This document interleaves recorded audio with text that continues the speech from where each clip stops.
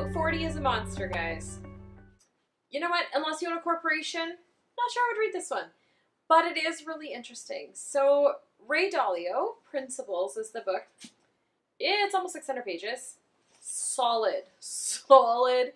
And I kept describing to my assistant, it's a lot of words. It's just a lot of words and bullet points. But he goes into principles. And in his life, what his are for work, for life.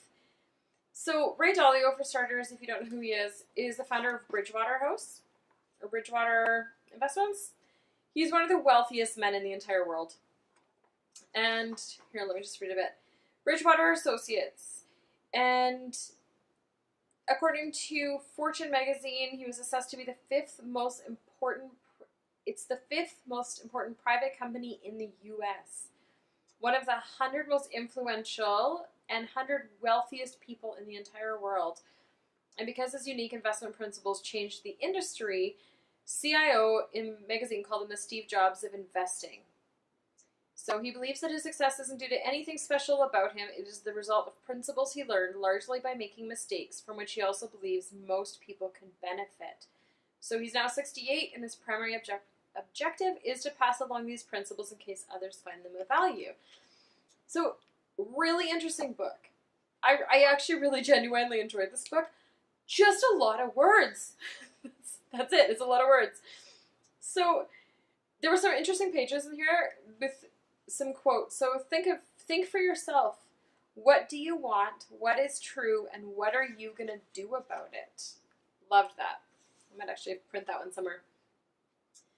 Time is like a river that carries us forward into encounters with reality that require us to make decisions.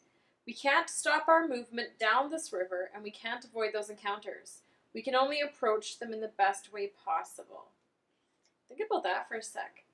Right? Time just keeps going and is carrying us on this journey, and so we need to be able to know how to approach it, how to actually deal with those, and that's where all the principles come into it. So he goes into life principles, so how he actually runs his world, and gives a ton of descriptions on everything.